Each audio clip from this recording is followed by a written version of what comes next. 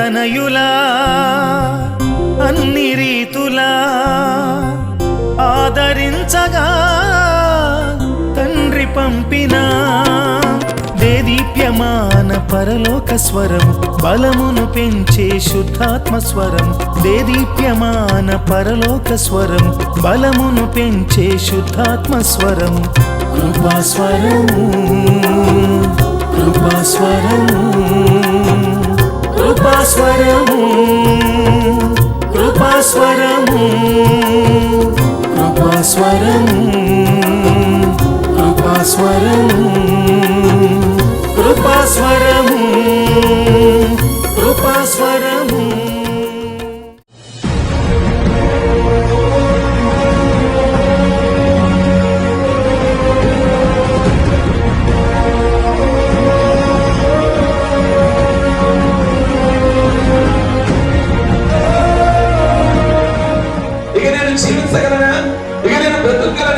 చచ్చిపోవడమే కారణమా? నీ సమస్యకు చాలా పరిష్కారం నీవు అనుకుంటున్నావా? నీ హృదయంలో టెన్షన్ ఏమిటి? నీ హృదయంలో బాధ ఏమిటి?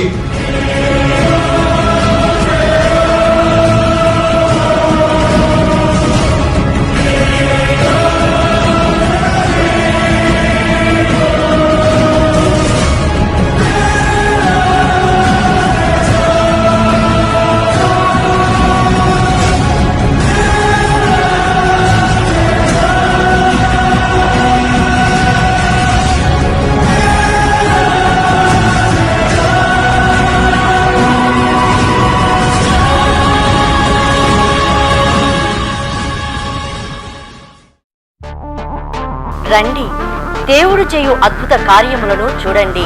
జీసస్ గ్రేస్ టెంపుల్ వారి స్వస్థత ప్రార్థనలు. మీరు సమస్యలతో బాధపడుచున్నారా? మీరు దీర్ఘకాల వ్యాధులతో ఉన్నారా? మీకు ఆర్థిక ఇబ్బందులా? మీరు సంతానం లేక ఉన్నారా? ఉద్యోగం లేక బాధపడుచున్నారా? మీరు ఆత్మీయతలో అభివృద్ధి పొందాలనుకుంటున్నారా? అయితే రండి. ప్రతి బుధవారం ఉదయం 10 గంటల నుండి మధ్యాహ్నం 1 గంట వరకు తైల అభిషేక స్వస్థత ప్రార్థనలు జరుగును. మనం అందరం కలిసి ప్రభువును మహిమపరుద్దాం. బుధవారములలో పాల్గొని ఎంతో మంది మేలు పొందుతున్నారు కనుక మీరు రండి. దైవజనులు మీ కొరకు ప్రార్థించెదరు. మా address pastor Mallisetti Moses, Jesus grace temple, ASHA function hall road, Patamata, Vijayawada 10. Cell 9392871234. రండి, ప్రభువు చేయు అద్భుత కార్యములను చూడండి. జీసస్ గ్రేస్ టెంపుల్ వారి స్వస్థత ప్రార్థనలు. మీరు సమస్యలతో బాధపడుచున్నారా? మీరు దీర్ఘకాల వ్యాధులతో ఉన్నారా? మీకు ఆర్థిక ఇబ్బందులా? మీరు సంతానం లేక ఉన్నారా? ఉద్యోగము లేక బాధపడుచున్నారా? మీరు ఆత్మీయతలో అభివృద్ధి పొందాలనుకుంటున్నారా? అయితే రండి. ప్రతి బుధవారం ఉదయం 10 గంటల నుండి మధ్యాహ్నం 1 గంట వరకు తైల అభిషేక స్వస్థత ప్రార్థనలు జరుగును. మనం అందరం కలిసి ప్రభువును మహిమపరుద్దాం. బుధవారములలో పాల్గొని ఎంతో మంది మేలు పొందుచున్నారు కనుక మీరు రండి. దైవజనులు మీ కొరకు ప్రార్థించెదరు. మా address pastor Mallisetti Moses, Jesus grace temple, ASHA function hall road, Patamata, Vijayawada 10. Cell 9392871234.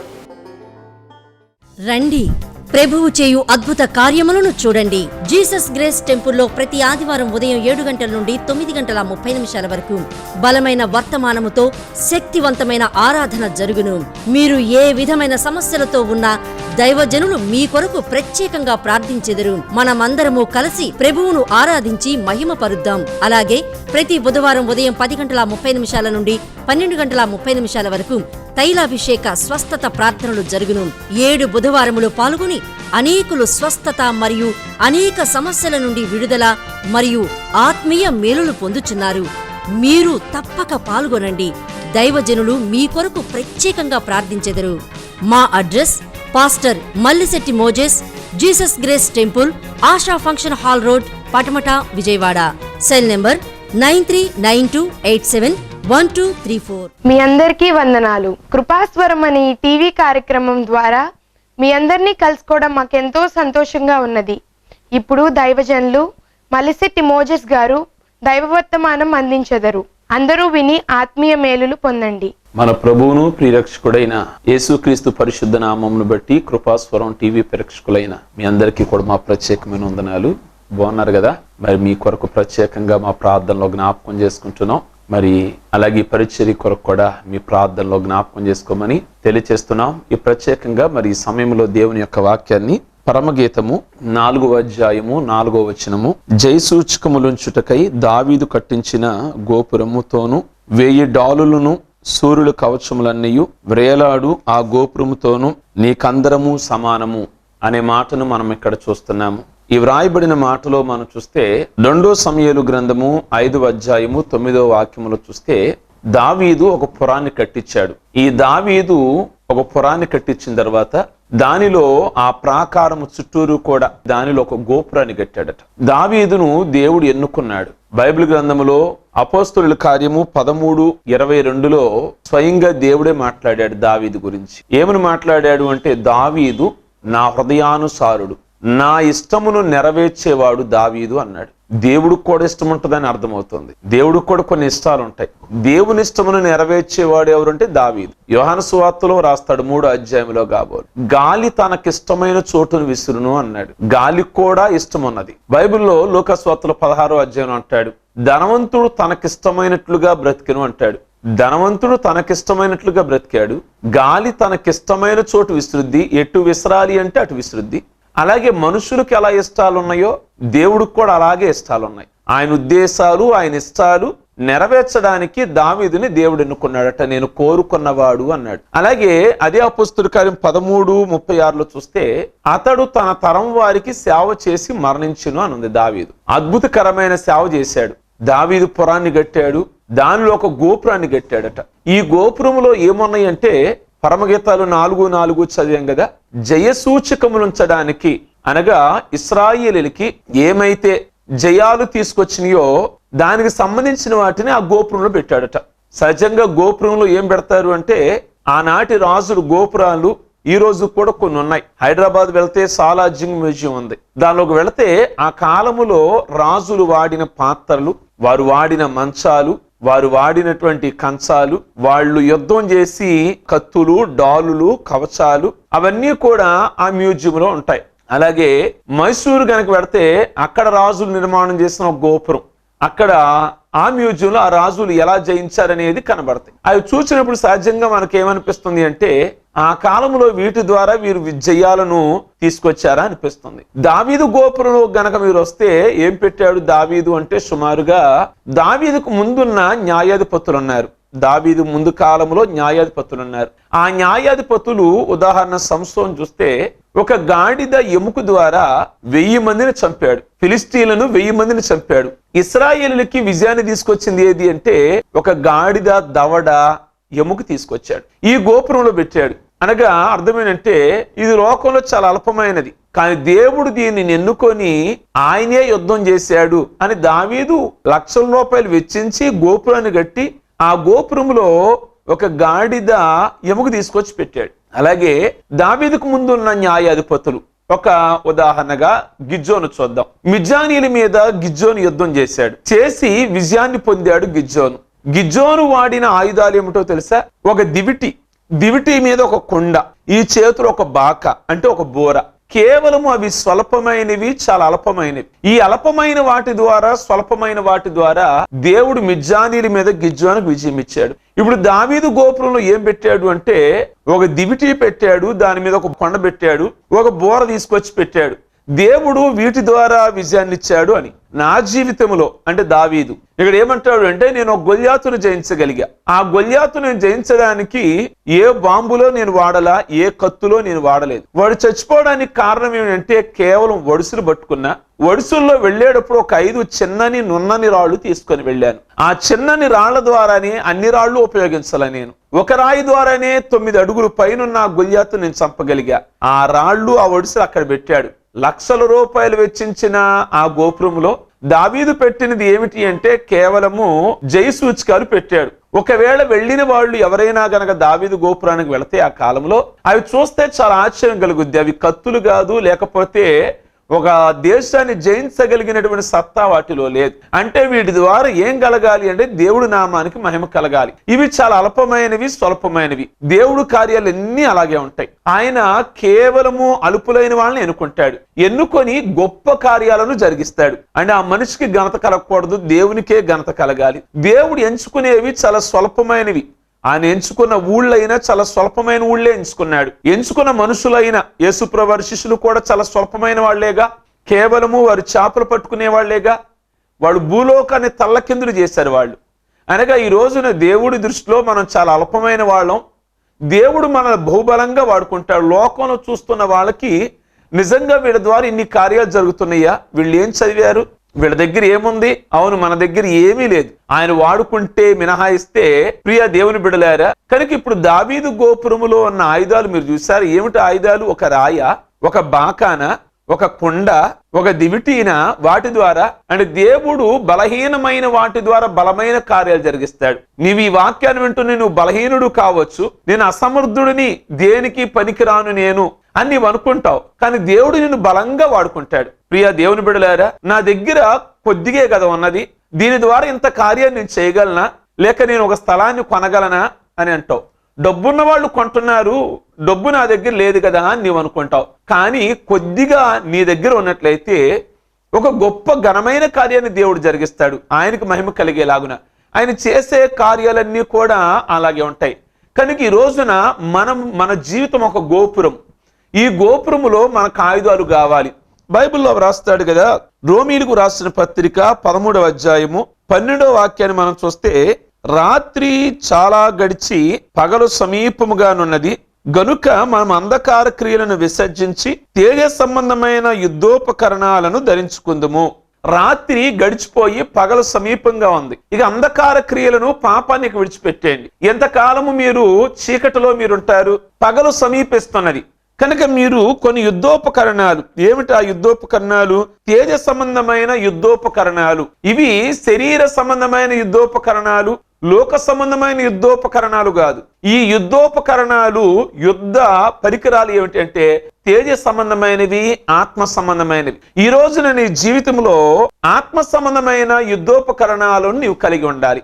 ఎందుకు కలిగి ఉండాలి? శత్రువును జయించాలి. శత్రువును జయించాలి అంటే నీ దగ్గర కొన్ని ఆయుధాలు ఉండాలి. ఏమిటి ఆయుధాలు? 128వ కీర్తనలో రాస్తాడు కదా, ఏమంటాడు అంటే, యవన కాలమందు పుట్టిన కుమారులు బలవంతుని చేతిలోని బాణములు వంటి వారు అనే మాటను మనం ఇక్కడ చూడగలుగుతున్నాం. యవన కాలమందు పుట్టినటువంటి కుమారులు బలవంతుని చేతిలోని బాణములు వంటి వారు అని వ్రాస్తాడు. కనుక మరి దానితో తన అంబుల పొదని నింపుకొనిన వాడు ధన్యుడు అని అన్నాడు. దేనితో? మన దగ్గర అంబుల పొది కావాలి. అంబుల పొది అంటే వెనక తట్టు ఉంటుంది, కొన్ని అది ఆయుధాలు సంచి. ఆయుధాలు మన దగ్గర ఉన్నట్లయితే మనం శత్రువుని ఎదుర్కోగలుగుతాం. ఈ రోజున మనం పోరాడేది ఎవరితో? ఇక్కడ ఎఫెసీ 6:12 నుండి రాస్తాడు, మనం పోరాడేది శరీరులతో కాదు గాని అంధకార శక్తులతోను వాయుమండల సమూహముతోను మనం ఈ రోజు ఫైటింగ్ చేయాలి. మనం మనుషుల మీద కాదు ఫైటింగ్. మన యుద్ధము మనుషులతో కాదు. మనకు కనబడని శక్తులు ఈ రోజు ఉన్నాయి. మన కుటుంబాన్ని పాడు చేసే శక్తులు ఉన్నాయి ఈ రోజున. మన పిల్లలు పాడు చేసే శక్తులు ఉన్నాయి. కొన్ని అపవాది శక్తులు, సాతాను శక్తులు, వాటితో మనం పోరాడాలి. ఈ రోజు మనం పోరాడాలి అంటే మన దగ్గర ఆయుధాలు కావాలి, ఆయుధశాల కావాలి, ఆయుధాల సంచి కావాలి. అది అంబులు పొది. ఈ అంబుల పొదిలో ఆయుధాలు ఉంచుకోవాలి. అప్పుడు మనం వాటితో యుద్ధం చేయొచ్చు. సాతానుతో యుద్ధం చేయాలి. ఈ రోజు సాతాను మనం గెలవలేకపోతున్నాం. ఈ రోజు అనేక మంది సాతానుడు వేసే ఎత్తుగడలని జయించలేకపోతున్నారు, బలహీనమైపోతున్నారు, ఓడిపోతున్నారు, చిత్తు అయిపోతున్నారు. వాడు వేసే ప్రయోగాలు గాని, వాడు వేసే బాణాలు గాని. మరి వాడిని మనం జయించాలి అంటే ఏ విధంగా మనం వాడిని జయించాలి? మన దగ్గర ఆయుధాలు ఉండాలి కదా.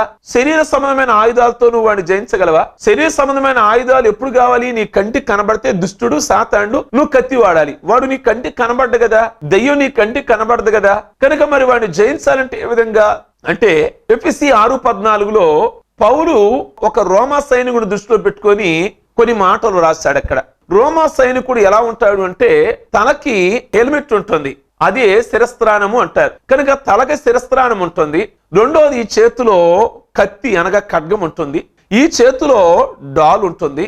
అలాగే రొమ్ముకు అతను మైమరుపు అనగా కవచము ధరించుకుంటాడు. అనగా శత్రువు ఒకవేళ బాణం వేసినా గాని గుండెలకు తగలకుండా భద్రపరచుకోవడానికి కవచాన్ని పెట్టుకుంటాడు. అలాగే నడుముకి దట్టి కట్టుకుంటాడు, చక్కటి బెల్ట్ పెట్టుకుంటాడు. అలాగే కాళ్ళకి బూట్లు వేసుకుంటాడు. ఒక మిలిటరీ వ్యక్తి.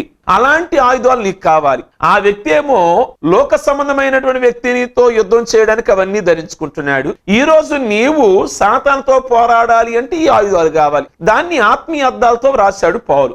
ఏమనగా ఫస్ట్ నీకు శిరస్త్రాణం ఉండాలి, అనగా హెల్మెట్ ఉండాలి. ఏమిటా హెల్మెట్? రక్షణ అనే శిరస్త్రాణము అన్నాడు. అనగా నువ్వు ఫస్ట్ రక్షణ పొందాలి. అనగా శిరస్త్రాణము అనగా హెల్మెట్ అనగా కళ్ళు, ముక్కు, మూతి మినహాయిస్తే ఇంకన్నీ కవర్ అయిపోతాయి. అనగా ఈ రోజు నువ్వు రక్షణ కలిగి ఉండాలి. సాతానుతో పోరాడుతావు కానీ నువ్వు రక్షణ తీసుకోవు. రక్షణ లేకుండా నీవు వారితో ఫైటింగ్ చేయలేవు కదా. రెండోదిగా నీ చేతిలో ఏముండాలి అంటే ఖడ్గం ఉండాలి, కత్తి ఉండాలి. సైనికుడును చూడండి, యుద్ధానికి వెళ్లే వ్యక్తికి చేతిలో కత్తి ఉంటుంది. ఏమిటి ఆ కత్తి అని పౌలుని అడిగితే పౌలు ఏమన్నాడు అంటే వాక్యం అనే కత్తి నీ దగ్గర ఉండాలి. సాతాను వాక్యంతోనే నీ దగ్గరికి వస్తాడుగా. యేసుప్రభువు దగ్గరికి కూడా సాతాను ఎలా వచ్చాడు అంటే వాక్యముతోనే వచ్చాడు.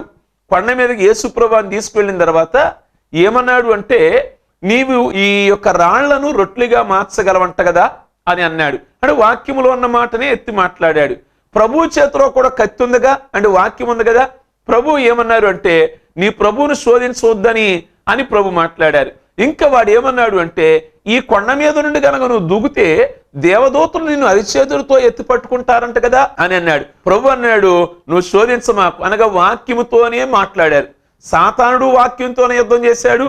యేసు ప్రభువారు కూడా యుద్ధము సాతానుతో వాక్యంతోనే యుద్ధం చేశారు. ఈ రోజు నువ్వు సాతాన్ని జయించాలి అంటే నీ చేతిలో కత్తి కావాలి. అందుకే ప్రభు సేవా దినాల్లో మాట్లాడారు. ఏమన్నారు అంటే నీవు వస్త్రమును అమ్మేనా సరే కత్తి కొనుక్కోవాలి అన్నారు. అంటే వాక్యమును కొనుక్కోవాలి. సాతాన్ని జయించాలి అంటే వాక్యం కావాలి కదా. వాక్యము లేకుండా నువ్వు వాడిని ఎలా జయించగలుగుతావు? ఓ సైనికుడి చేతిలో కత్తి ఉంది, నీ చేతిలోనేమో బైబిల్ ఉండాలి. బైబిల్ అంటే చాలదు, వాక్యం నేర్చుకోవాలి, వాక్యమును తెలుసుకోవాలి. అపవాదిని జయించాలి అంటే మూడోది ఈ చేతిలో డాల్ ఉండాలి. డాలు అంటే సైనికుడి చేతిలో డాల్ ఉంటుంది. నీ చేతిలో డాలుని పౌలుని అడిగితే పౌలు ఏమన్నాడు అంటే అది విశ్వాసం అనే డాలు కావాలి. అనగా అపవాది లేక శత్రువు నీ మీద వాడు బాణాలు వేసినా లేక కత్తితో వాడు వచ్చినా నువ్వు డాల్ అడ్డం పెట్టాలి, డాల్ అడ్డం పెట్టుకోవాలి. అది విశ్వాసము. వాడిని నువ్వు జయించాలి అంటే విశ్వాసం కావాలి. ఈ రోజున మనలో గనక ప్రార్థన విశ్వాసము ఉన్నట్లయితే, ఈ రెండు ఆయుధాలు ఉన్నట్లయితే మనము దేనినైనా కానీ పడద్రోయ చేయగలుగుతాం. లోకములో మనం గొప్ప కార్యాలు మనం చూడగలుగుతాం. ఈరోజు మనకు చాలినంత ప్రార్థన అనే ఆయుధము లేదు, లేక విశ్వాసం అనే డాలు మన దగ్గర లేదు. అందుకే అనేకమైన అపజయాలు ఈ ప్రార్థన ముందు లేక విశ్వాసం ముందు ఏమి నిలబడుతుంది? ఏది కూడా నిలబడలేదు కదా. ఒక అనుభవం ఉంది, అది ఎక్కడి వరకు పనిచేస్తుందేమో, లేదా ఇంకా కొంత లెక్కలో పనిచేస్తుందేమో. కానీ ప్రార్థన అనే ఆయుధం ముందు చూసారా, అది గనక మీరు కలిగి ఉంటే, ఆయుధాన్ని కలిగి ఉంటే అపవాదిని కాదు కదా ఏ శక్తులనైనా కానీ మీరు జయించగలుగుతారు. కనుక ప్రభు మనకి నేర్పించింది ఏమిటంటే ప్రార్థన నేర్పించారు, పరలోక ప్రార్థన నేర్పించారు, అలాగే విశ్వాసాన్ని కూడా నేర్పించారు. హెబ్రీయులకు రాసిన పత్రిక 11వ అధ్యాయం మీరు చూస్తే అక్కడ విశ్వాస వీరులు అన్నారు. వారు లోకాన్ని జయించారు, అనేకమైన వాటిని జయించారు. కారణం ఏమిటంటే విశ్వాసము వారిలో ఉన్నది. యోహాను పత్రికలో యోహాన్ అంటాడు కదా, లోకమును జయించినది మీ విశ్వాసమే అని అంటాడు. లోకాన్ని జయించింది మన విశ్వాసమే. కనుక విశ్వాసం అనే డాలు నీ దగ్గర ఉన్నట్లయితే ప్రియా దేవుని బిడ్డలారా, అంత మాత్రమే కాదు కవచం కావాలి. అనగా అగ్నిబాణాలు వేస్తాడు సాతాను. కనుక సర్వాంగ కవచంతో నువ్వు కప్పబడాలి. అందుకే దావీదు అంటాడు నీ దయతో నన్ను కప్పి ఉన్నావు, నీవు నా కేడుమై ఉన్నావు. అనగా దేవుడు నిన్ను దయతో కప్పుతున్నాడు. అపవాది నిన్ను ఏమీ కూడా చేయలేడు నీవు ఈ విధమైన ఆయుధాలు కలిగి ఉంటే. ఆయుధాలు లేవు గనకే దుష్టులు నీ కుటుంబాన్ని కొట్టుచున్నాడు. అనేకమైన పలు సందర్భాల్లో వ్యాధి రూపంలో గాని, ఆర్థికంగా గాని, నెమ్మది లేకుండా గాని, శాంతి కరువు అవడానికి గాని గల కారణం ఏమిటి అంటే సాతానుడు అనేకమైన బాణాలు, విష ప్రయోగాలు, విషబాణాలు, అగ్నిబాణాలు నీ కుటుంబం మీద, నీ భర్త మీద, నీ పిల్లల మీద వాడు వేస్తున్నాడు. అందుకే పౌలు ఏమన్నాడు అంటే ఈ విధమైన ఆయుధాలు మీరు ధరించాలి, మీరు గోపురంలాగా ఉండాలి, ఆయుధాలు కలిగిన వారిగా మీరు ఉండాలి. అంతేకాదట నడుముకి దట్టి కట్టుకుంటాడు మిలిటరీ ఆయన. కనుక నువ్వేం కట్టుకోవాలంటే సత్యం అనే దట్టి కావాలి అని అన్నాడు. నీతి అనే మైమరుపు కావాలి, సత్యం అనే దట్టి కావాలి. సత్యములో మీరుండాలి. పిలాతు ముందు ప్రభు మాట్లాడారు, అవును నేను సత్యం చెప్పడానికే నేను వచ్చాను అన్నారు. కనుక సత్యముగా ఉండాలి, అనగా యథార్థంగా ఉండాలి. నీ దగ్గర అసత్యం ఉండకూడదు. సాతానుడు నువ్వు జయించాలి అంటే నువ్వు సత్యంలో నిలబడాలి. అంత మాత్రమే కాకుండా కాళ్ళకి ఏముండాలి అంటే మరి సమాధాన సువార్త అనే జోళ్ళు ఉండాలి, అనగా జోళ్ళు ఉండాలి, సమాధానము అనే జోళ్ళు ఉండాలి. కనుక నీ జీవితంలో సమాధానం కోల్పోతే అపవాది నిన్ను శోధిస్తాడు. కనుక ఒక మిలిటరీ వ్యక్తికి ఏ విధంగానైతే హెల్మెట్ ఉంటుందో, ఖడ్గం ఉంటుందో, డాలు ఉంటుందో, అలాగే కవచం ఉంటుందో, అలాగే దట్టి ఉంటుందో, అలాగే పాదములకు జోళ్ళు ఉంటాయో, ఇవన్నీ ఆత్మ సంబంధంగా ఉండాలి అని పౌలు అన్నాడు. మరి మనం ఎన్ని ఆయుధాలను కలిగి ఉన్నాము?